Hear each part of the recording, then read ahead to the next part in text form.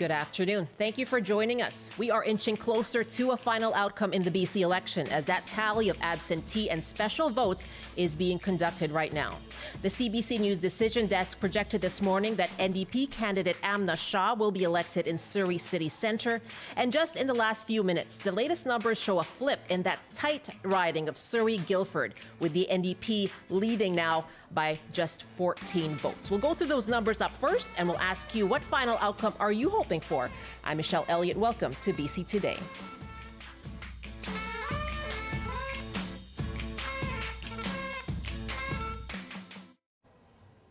We are taking your calls as well. What are your thoughts on those narrow races, including Surrey-Guildford, Kelowna Centre, and Juan de Fuca-Malahat? What final outcome are you hoping for in the BC election? Are you disappointed in the results so far? You can call us 1-800-825-5950, 604-669-3733. You can hit pound 690 on your cell phone or email us bctoday@cbc.ca. Joining me now is CBC reporter Chad Pawson for the very latest. Hi, Chad. Hey, Michelle, how you doing? Wow, what a morning we're having here. Your head just kind of twists and turns following where that ball is going. Okay, so tell us about the very latest here. Okay, so I think what's really coming down to is the seat in Surrey-Guildford. This is incumbent NDP MLA Gary Begg against the Conservative candidate Hanveer Singh Ranwawa. Now, Conservatives on election day, they're winning by, I think, 103 votes it was. With all this recounting, now the absentee ballots, some 226 being counted today, the seat has now flipped. We're not declaring it, of course, but Gary Begg is now in front after being down 103 votes. He's now up 14 votes. So over the last 2 days, the lead there has been slowly eroding. 103, then we were down to 12, then we're down to 4, and now we're 14 ahead for the NDP. So if that holds, and I'm still talking, I think it's like in the 190 odd absentee votes still needed to be counted. This is slow going. This has been going on since 9 a.m. this morning. So this is like, 10, 12 votes per hour being counted. It's a very long process of checking them and then opening and then recording them. We've heard from Elections BC. Anyways, the big takeaway, if this holds, if Gary Begg holds on to this riding, that would be a majority for the NDP, but we're not yet there to declare. Still very narrow right now, yeah. Okay, and go ahead, tell us about the others. Okay, so the other things to bear in mind is Juan de Fuca-Malahat. That also a very close race with the NDP leading by hundreds of votes. Their vote is increasing there. Their lead slightly increasing. I think they're up to about 113 ahead now. And of course, in your intro, you said that Surrey City Centre was called for the NDP there. So it's really down to like 46 elected or leading for the NDP, 45 for the Conservatives elected or leading, and then the 2 Green seats. But that's really coming down to seemingly one riding. Kelowna City Centre is also in play here, but it's a much wider difference. So 60 votes. That one has not been updated. I just looked for the noon. BC Elections updating every hour. So we're about 60 votes Conservatives ahead in that riding. So that's holding for now, but there's counts going on there. So those are sort of like the 2 real seats that we're really closely watching, refreshing our browsers, doing the math here. I have pulled out my trusty election book. Yeah, we are watching those very closely, hitting refresh, and we're getting updates, of course, from our newsroom. So we'll keep you updated all throughout this hour and throughout the day, of course. And Chad, the counting that's happening today, there was counting over the weekend, and there's counting happening today, and this is the special and absentee ballots. Tell us about that process. Yeah. So on the weekend elections, BC counted mail-in ballots and these assisted telephone ballots, these sort of more special ballots. But today they started counting 22,000 absentee and other special ballots. So we're talking about if you went and voted, but you didn't vote in your riding, you went to a different electoral office and handed in your votes. It's that type of votes. It's votes from long-term care homes. It's votes from acute care health centers like hospitals, okay? So that's what they're counting today. And we can hear a little bit more of explaining this from the election and BC's Chief Electoral Officer, Anton Bogman. He spoke to the early edition this morning about this issue. Our hardworking election officials, they're following an important legislative process, and it has to be done accurately. Each district will have a number of certification envelopes that contain these absentee ballots. They include ones that were cast at kind of traditional non-technology polls across the province. We had over 200. It's ballots from special voting that was administered at, residential care homes or acute care hospitals, and any other ballots that were dropped off, the vote by mail ballots that might have been dropped off in the district office. So some of these will be from the voters' districts, while others will be from out-of-district voters who cast their ballots under BC's Vote Anywhere model. So each certification envelope has to be screened right before it's opened to make sure the voter's eligible, that they haven't voted previously. And then only once that the certification envelope has been screened, it'll be opened, the ballot and its secrecy seal will be separated, maintaining the secrecy of the ballot, and then they'll be tabulated and the results reported.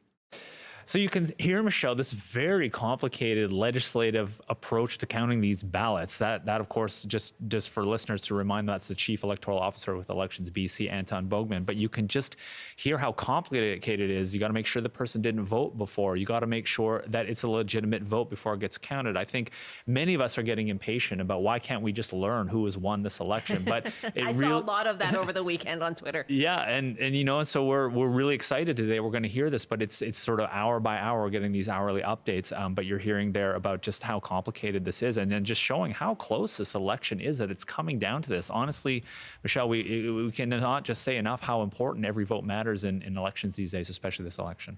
Sure does. And then there's a question of a judicial review. What is that? What would trigger it?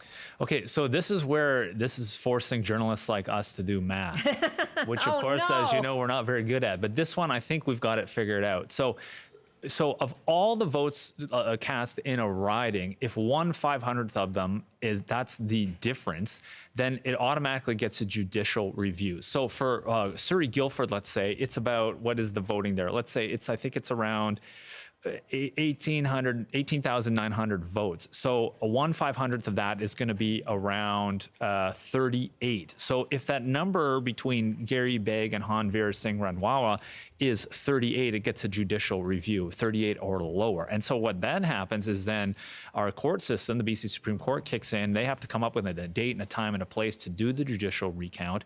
And then they have 6 days, I think, of the final count to call this. So it's if we go to these judicial reviews, which are possible in places like Surrey, Guildford, and also Kelowna Centre, that we still could be days away from officialing. But CBC's in a place where we're going to hopefully try to project what we think will be winners here today.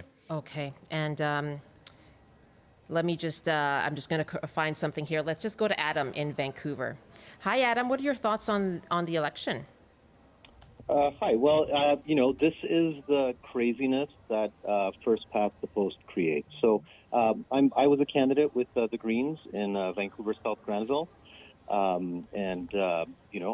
didn't pick my riding, but, as we only had the two Greens elected, and it's wonderful that Jeremy finally Adam, finally has a Green on the Mainland. I'm just going to jump in here very, very quickly and come back to you, Adam. Just late breaking news here that the CBC election decision desk is projecting that the Maple Ridge East is now a projected Conservative win.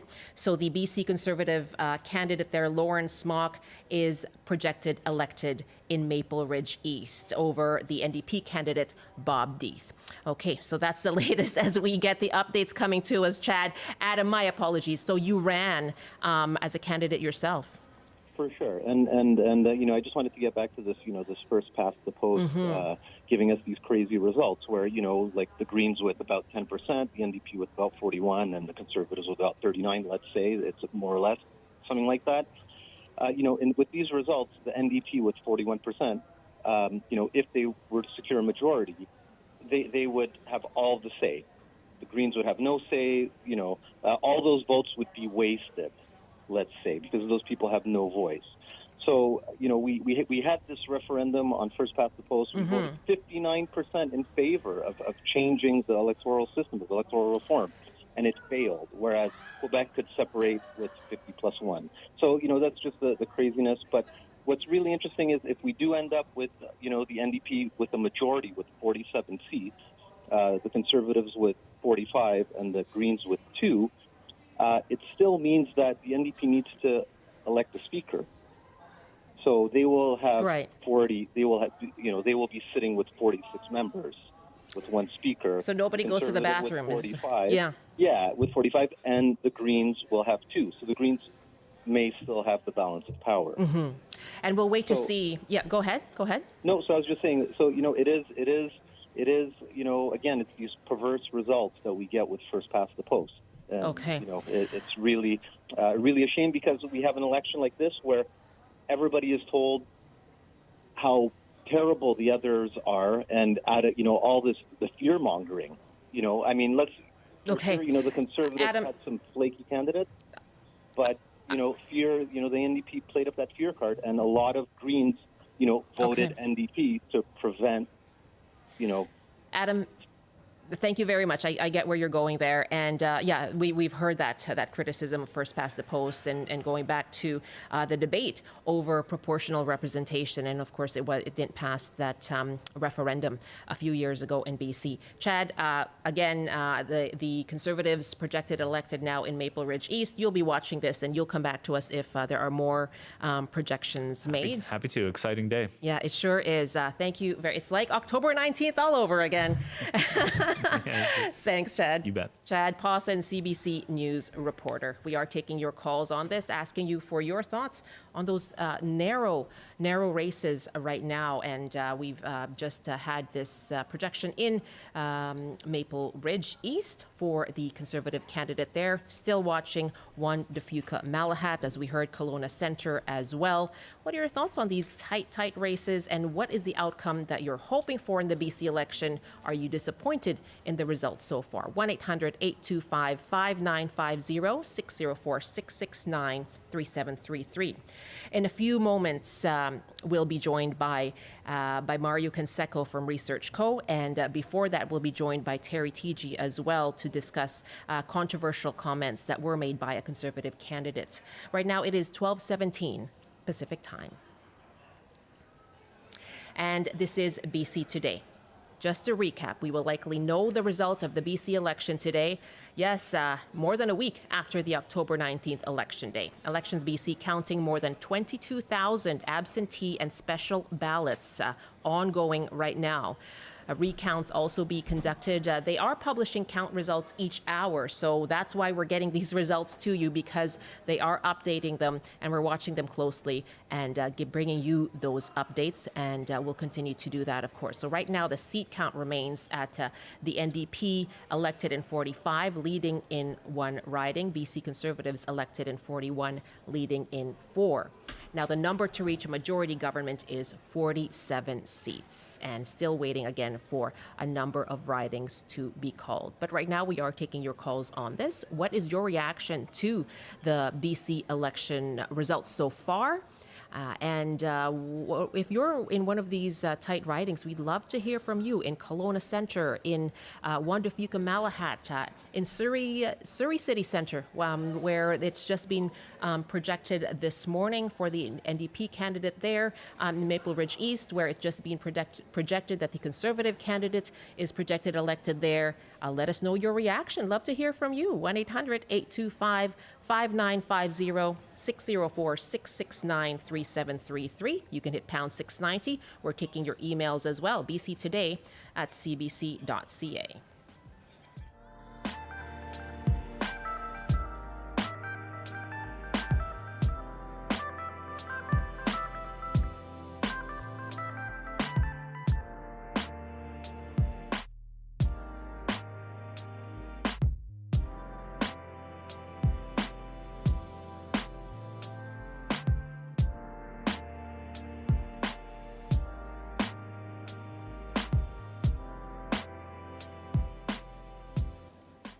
Now, amid all the election uncertainty, there was also more controversy.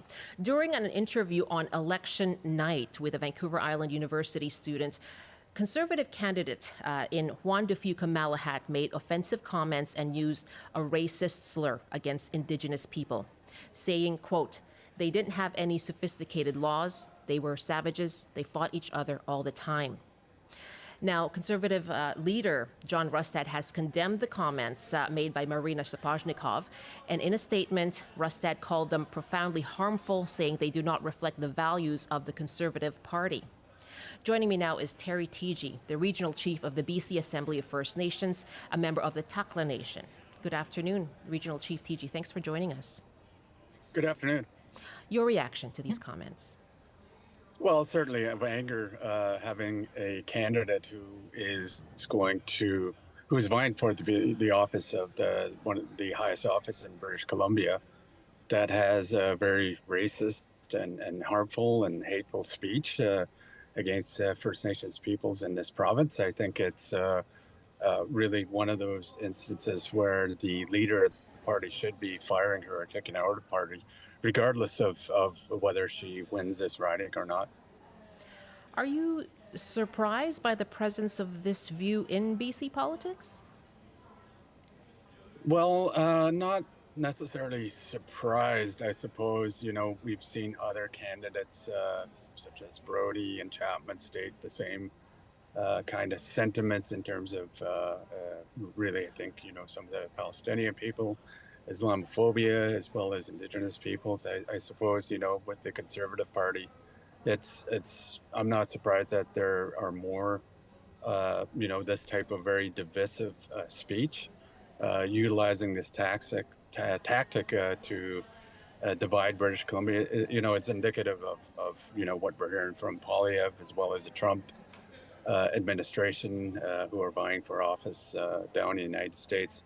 The problem with all these types of speech is it emboldens a lot of people that have this view, and really spreads a lot of hate in our society, and it shouldn't be tolerated. Now, you talked about what you wanted to see from the Conservative Party leader, John Rustad, who issued a statement in this case saying, "I'm appalled and deeply saddened by the recent comments made by Malahat Wandafuka candidate Dr. Marina Sapochnikov regarding Indigenous people in our province. Her words are not only inaccurate but profoundly harmful, painting a distorted picture of the communities I've worked alongside for many years." And so, Regional Chief TG, that doesn't go far enough for you. Well, certainly it doesn't. I mean, if he's really, walking the walk, I suppose, one of the things that he could have done was to kick her out of the party or perhaps fire her. And he needs to be accountable to First Nations peoples. He was once the Minister of Indigenous Relations and Reconciliation. And I think it's really important that he takes a lead in his party. And one ways that he could take a demonstration that he can lead the party is to make sure that the candidates within the Conservative Party live up to a higher standard and not have these very hateful and racist remarks. And then really, I think that there's only two ways, I suppose, out of this is either she resigns or she's fired or kicked out of the party. Now, you referred to other candidates as well in Vancouver, Kilchenna, Dallas Brody, Brent Chapman, and Surrey South. They were projected elected. They were elected in their ridings. And so what are your thoughts on how the Conservative Party should move forward?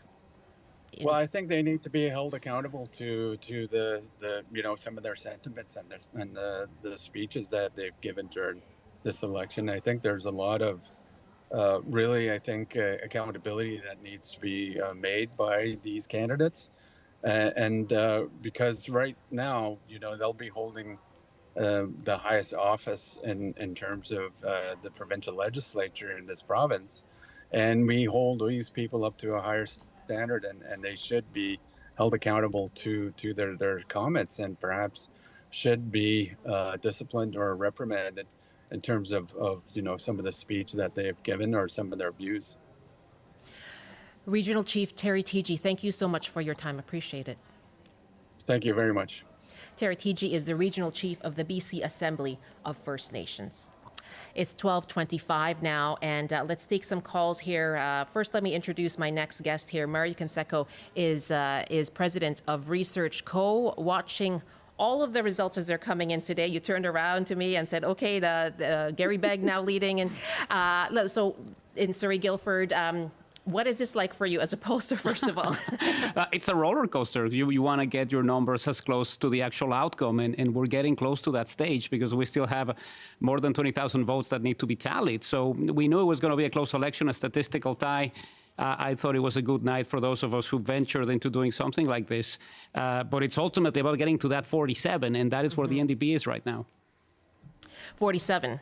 47 seats. Okay, but the NDP is right now, they're not, right? No, they are. If Surrey Guildford stays the way it is, then they have 47. I see what you're saying. Okay, so waiting for those results. Let me just take a call here as we ask you for your reaction to the results as they are coming in, and also what is the outcome that you're hoping for, and are you disappointed in anything that's come of the election? 1-800-825-5950, 604-669-3733. Jennifer is on the line from Victoria. Hi, Jennifer. Oh, hello. Thanks for taking my call. Sure. What are your thoughts? And I know you want to comment on the interview we just conducted with the regional chief. Yes, the chief spoke very clearly and eloquently, as is to be expected. But speaking to the candidate from Malahat, because that is the riding that we live in, very concerned over the weekend. And also, I think people are neglecting to discuss the fact that conservative Malahat riding person, Marina, that her comments, she also was working as a physician and made additional comments about her treatment of Indigenous patients. And I think that is even a bigger topic. Not only is it horrifying to imagine her being an MLA and representing our community, is the fact that she was actively treating Indigenous patients in this province, and with that mindset, and was she giving them the proper care that they deserved and are entitled to? And I think that's horrifying. Somebody that takes the Hippocratic Oath and has these racially charged, horrific comments, so archaic, so inappropriate and outdated, to be responsible for the care of British Columbians, who, of course, includes Indigenous peoples. And it's just absolutely horrific that she made those comments publicly on record. Like, I can't imagine how she treated patients privately.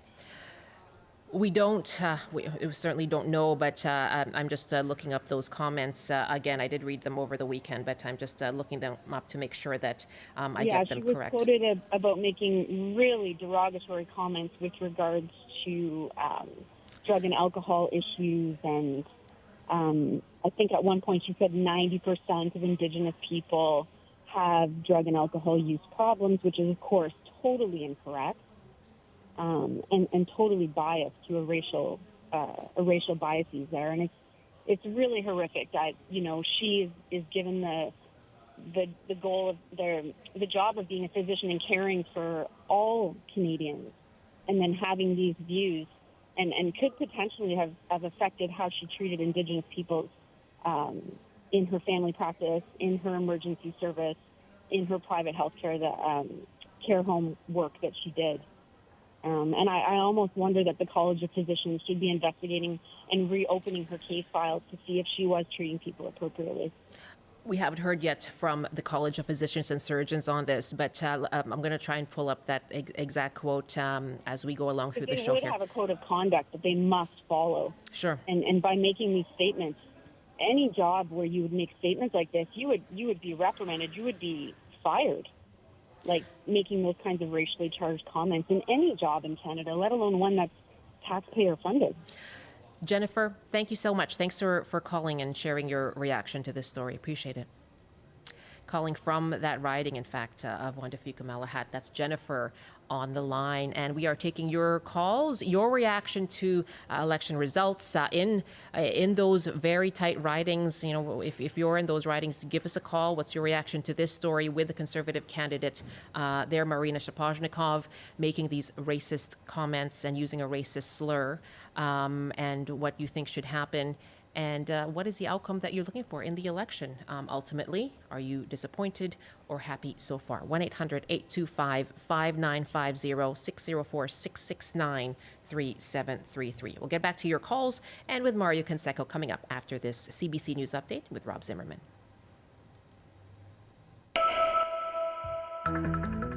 Good afternoon. The NDP is now leading in the riding of Surrey-Guildford. The NDP's Gary Begg is ahead by 14 votes, with dozens of absentee ballots still to count. Begg was trailing by more than 100 votes heading into the weekend. If the NDP wins this seat and holds its positions in all other ridings, it will have 47 seats and a majority government. A Surrey man is facing drug charges after a police traffic stop near Revelstoke uncovered more than 70 bricks of cocaine. Police say the 72 kilograms of the drug has a street value of more than $2 million. Charges have not been finalized, so the man's name has not been released. And the BC cruise ship season is coming to a close, with the number of passengers up nearly 8% from last year. The final ship will depart Canada Place tomorrow morning. There have been more than 1.3 million passengers on nearly 330 ships. And now the forecast on the north coast. A mix of sun and cloud this afternoon with a high of 9. Highs to -1 with periods of snow in the Peace. In the central interior, including Prince George, a chance of showers with a high of 5. Highs to 9 and mainly cloudy in the Kootenays. In the southern interior, including Kelowna, a mix of sun and cloud with a high of 10. And showers this afternoon in the Fraser Valley, a chance of showers in Greater Victoria. A bit of sunshine here in Metro Vancouver with highs around 12. That's your CBC News update from Vancouver. Rob, thank you very much. You're welcome. I see we're both wearing sort of striped sweaters, leaning into the cozy for Sure. today. Yeah, it is. Yeah, it's getting a little chilly. Little Sweater weather. I for heard, sure. yes, an SNL reference. Sweater I didn't know weather. that was an SNL reference. You didn't know that? I didn't know that. It's become just part of the part of our vernacular. I guess. That's what yeah. it is. Sweater weather. Yeah. You can go look it up. I will. Thanks very much, Rob. bet. That's Rob Zimmerman in the CBC Vancouver newsroom. And this is BC Today here on CBC. Yes, it is sweater weather out there, so I hope you're staying warm. You can give us a call as well in this half hour. We are taking your calls on the BC election, and results coming in now. We're expected to know the final outcome of the provincial election that, of course, wrapped up October 19th. Expected to know that today as those counts of the absentee ballots and special ballots are being conducted. Again, some latest updates for you in this half hour. Maple Ridge was just projected elected there, the Conservative candidate. And so that's been projected elected for the Conservatives in Maple Ridge East. That is Lawrence Mock. And earlier in this half hour, we also learned that the riding of Surrey Guildford has flipped in the lead toward the NDP. That now bringing the NDP with a lead of 14 votes. So that one we were watching as the numbers were changing all throughout the morning. So watching that as well before any call can be made on the election. Now, before our news update, we received a call as well, and I'll give you an update on that coming up right after this.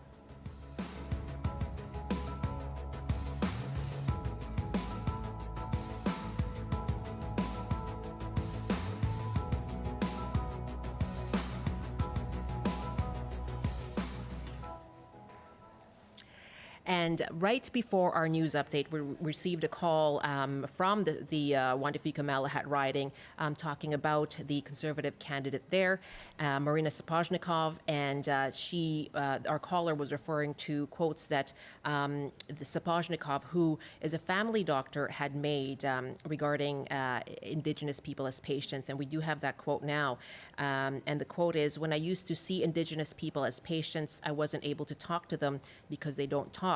As soon as I'd ask just sometimes very innocent questions. They just shut up. They don't talk." That is the quote from the Conservative candidate, Marina Sapojnikov, to clarify that. Thank you again for that call from Victoria.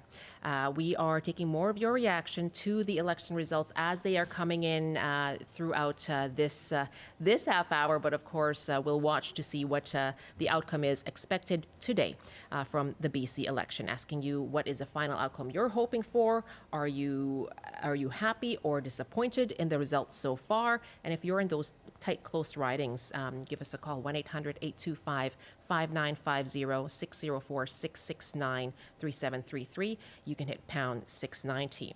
Now, I just mentioned Surrey Guildford. We actually have a call from Surrey, and Will is on the line now. Hi there, Will.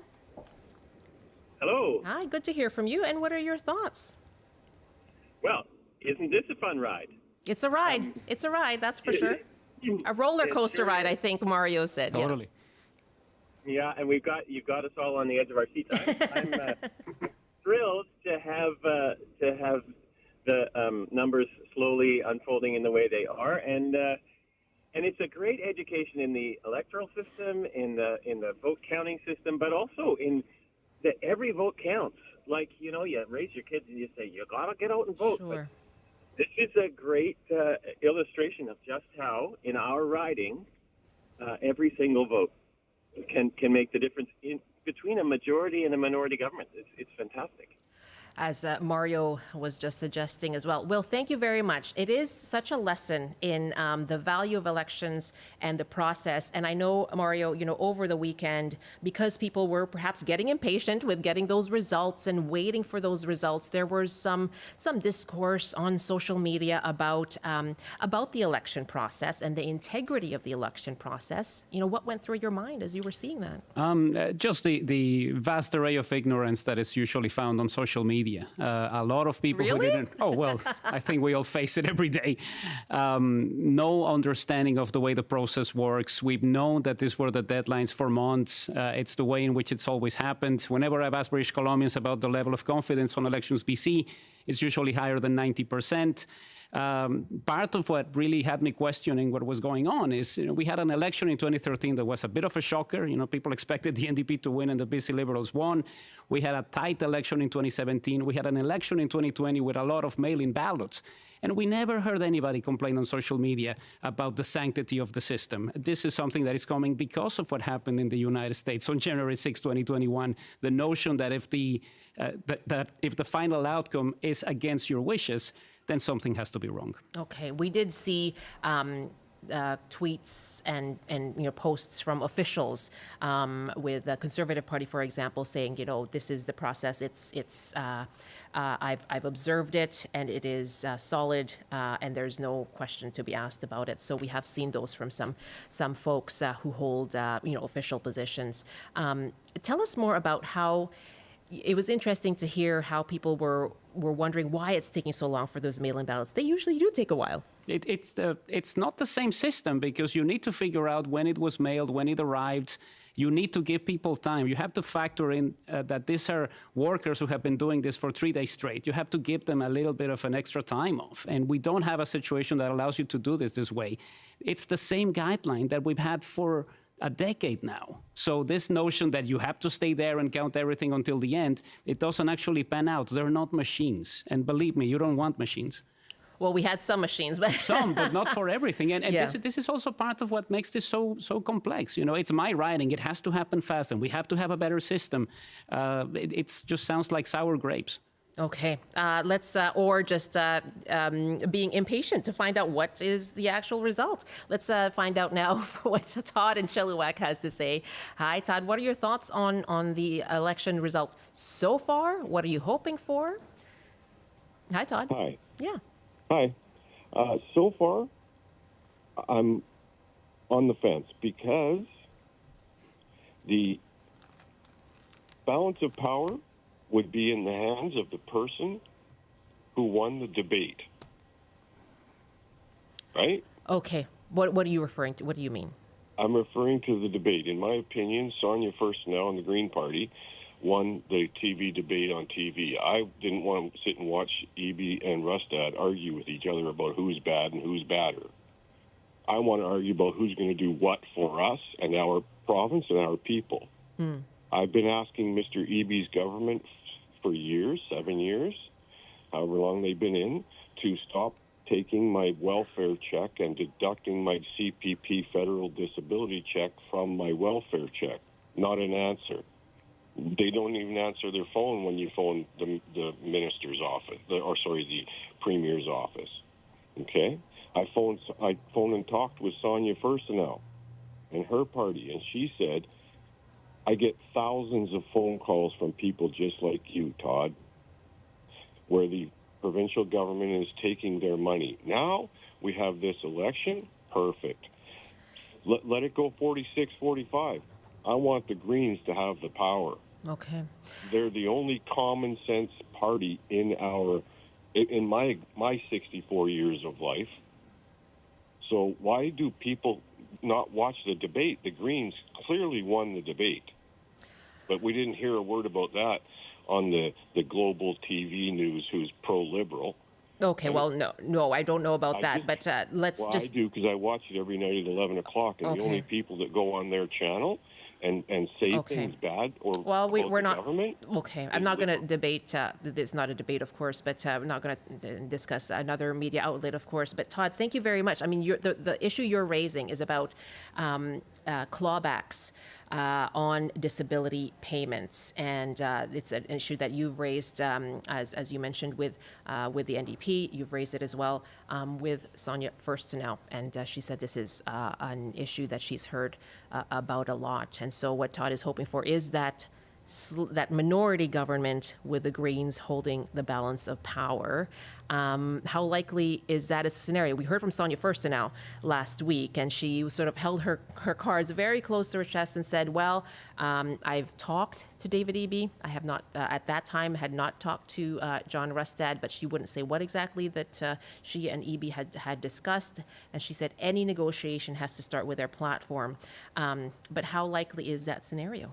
I think it's there's really three things that can happen. One of them is a full coalition, maybe with one of the two MLAs as Minister of the Environment. That is one way they could try to go, and maybe essentially lay the groundwork for an actual unification of the parties. The other one would be to find somebody in the BC Conservatives who is very disappointed with what we've seen happening over the past week and who has a change of heart and goes, I'll throw my name out there as a speaker, similar to what happened with Daryl Plekas back in 2017. And the other one is to just try to go on a case-by-case basis, which is going to be very complicated because, we know what happened back in 2017. We had MLAs who couldn't even go to the restroom because they didn't know if their government was going to fall. Yes, and a CASA agreement, you think, is in the offing? Probably similar to that, but it's going to be tough. I don't think there's going to be a lot of support on the part of the NDP for another referendum on changing the electoral system. I think it'll have to be more about how can we ensure that the Greens have a voice, not just voting and meeting with an environment minister who's a member of the NDP. Maybe other of the MLAs elected by the Greens could take that role. Okay, and when you bring up proportional representation, that's something that the Greens are pushing for. And I don't blame them. They should have 8% of the seats if we had that system. That's what they got in the popular vote. Okay, that's echoing back the caller we had from earlier in our program. Taking your calls with Mario Canseco on the BC election. The results so far is moving rapidly today because we are getting results right now as well. New results coming in this hour, and we'll wait to see what further numbers come in as well. They are BC Elections, or Elections BC is updating every hour as well. Let's take a call now from Josh in Victoria. Hi, Josh. Thanks so much for calling in. Your thoughts on the BC election so far?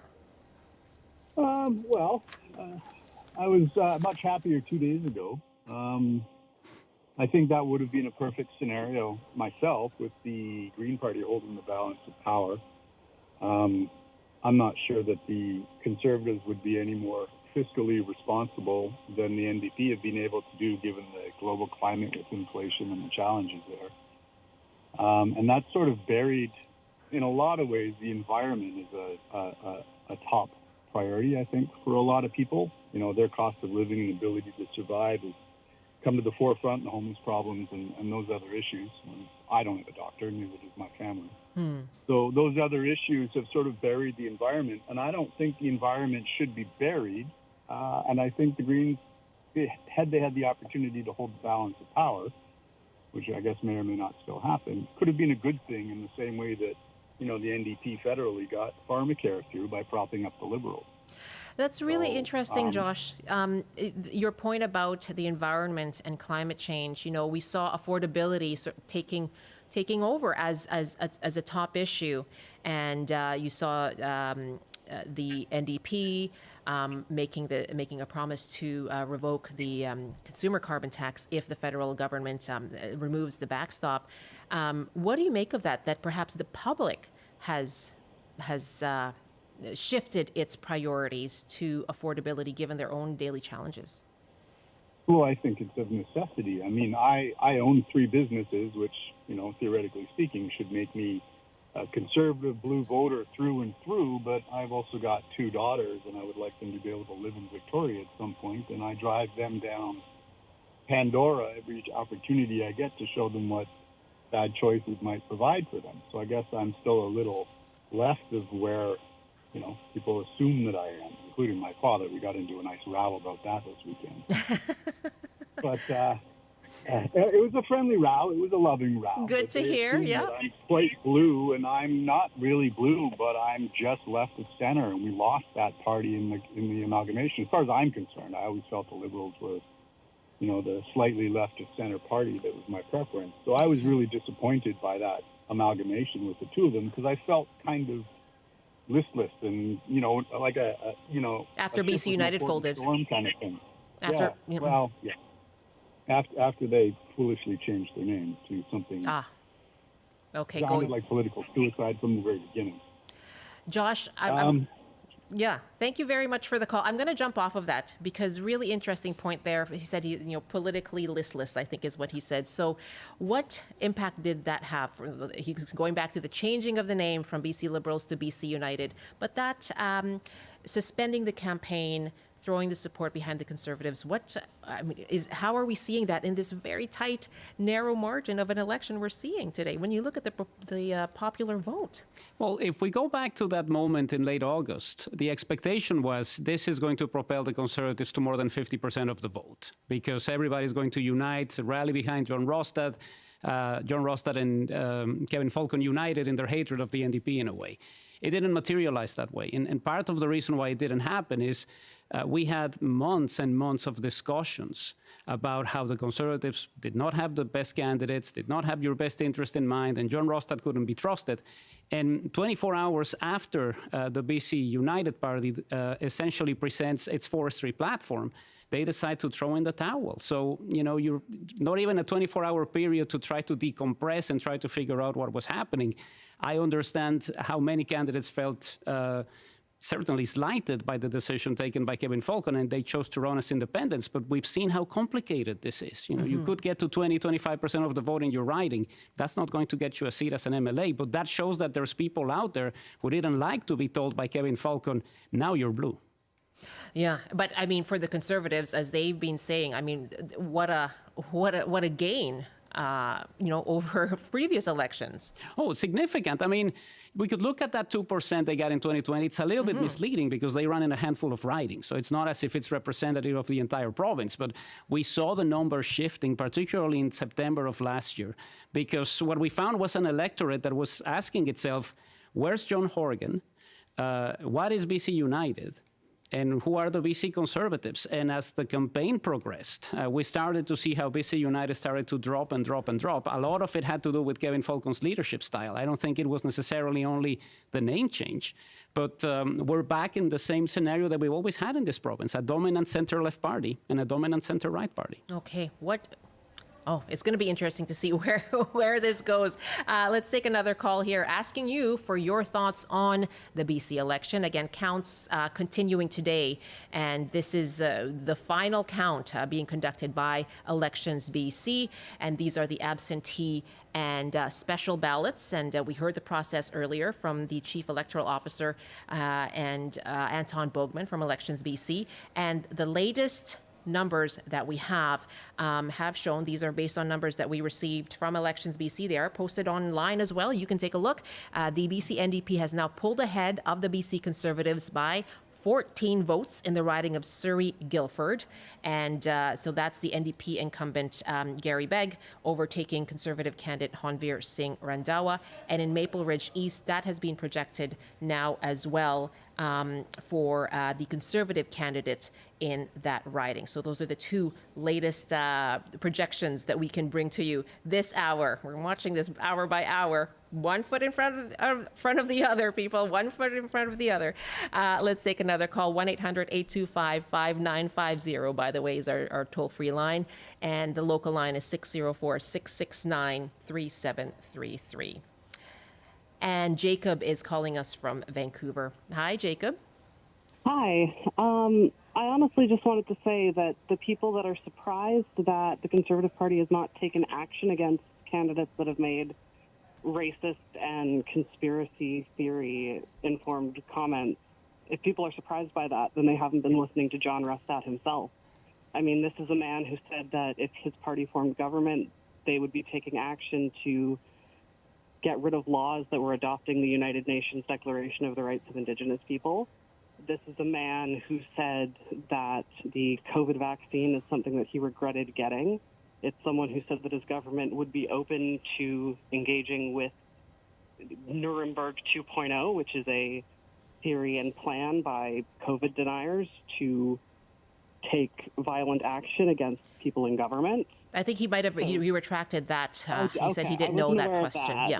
But honestly, it's, you wonder why a man like Brent Chapman was able to stay in the party. You wonder why people like Dallas Brody were able to stay in the party. And it's, listen to the things that John Rustad himself has said, and you'll understand why they're still there. This is a man who was ejected from the BC Liberal Party for denying climate change. And what do you think, Jacob, of the point? I mean, Brent Chapman was elected. I think it's horrific. And I mean, it says a lot about the state of our politics that there's such an extreme conspiracist fringe that is now going to have a voice in our legislature. And it's the fact that there's not as many options anymore. I know a lot of people who would have voted BC Liberal, or rather BC United, just felt like, well, I don't like the NDP and I'm tired of the NDP, so I'll vote for the BC Conservatives without actually doing any research beyond, oh, they're not the NDP. Jacob, thank you very much for your call. And I'm just going to go through some of the details there. I recalling that John Rustad, that Brent Chapman apologized, issued an apology for his the first statement, the first Facebook post that was that surfaced by and was uncovered by CKNW radio host Jazz Johal. Since then, there had been following posts as well, and he said he was going to stop making comments based on legal advice that he was receiving. John Rustad said, I accept that apology.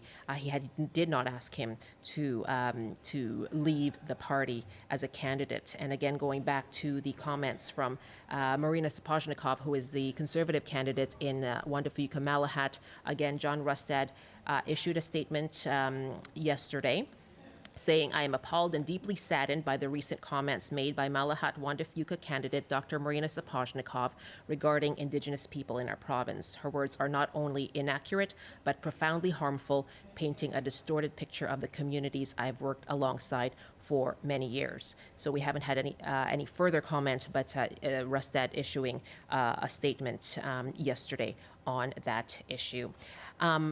Jacob made a point there, Mario, that it says something about the state of politics that we have. And I know that we asked Terry TG that as well. What are your thoughts on the public and where the public's mindset is right now?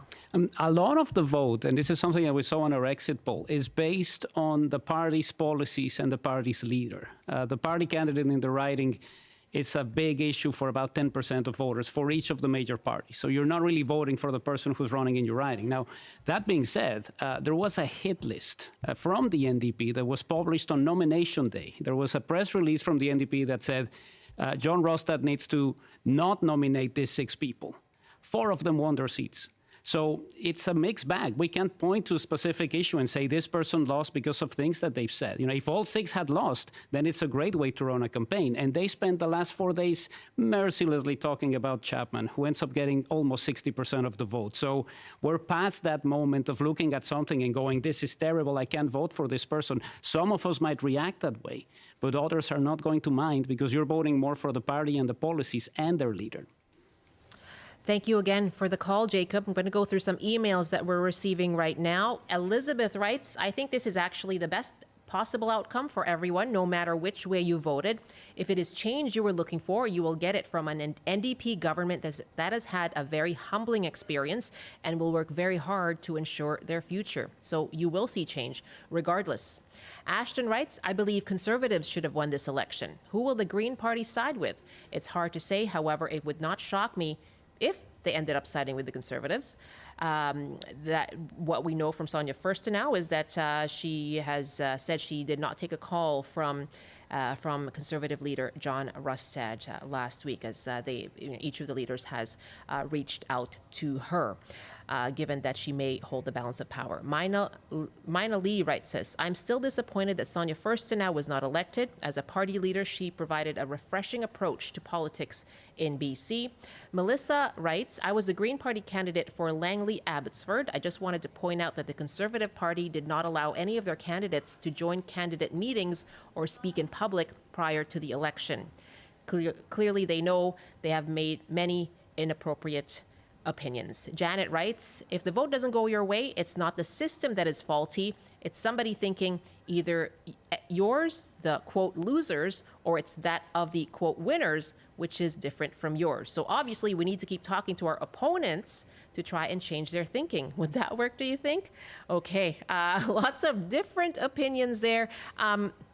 Mario, let me just wrap with you for a final thought. What are you going to be watching for today? The call has not come during this program. The call has not come, but right now the math doesn't make any sense. Even if you have the Conservatives and the Greens, you fall short. You don't have the opportunity to form the government. The NDP gets the first crack because they're the incumbent party at this particular stage.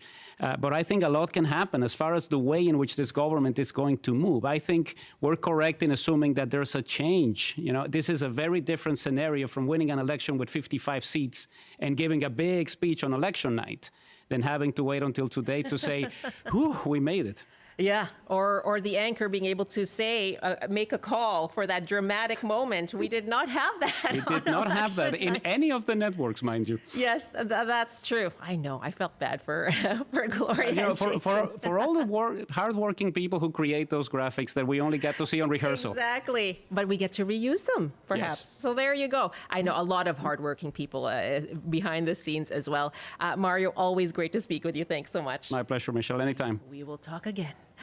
Mario Canseco is president of Research Co. Thank you for all of your calls. And again, the count continues. The final count in the BC election, those absentee ballots and those special ballots being counted right now, and still waiting for results in ridings like Juan de Fuca Malahat. More to come here on CBC. I'm Michelle Elliott. Thanks for joining us.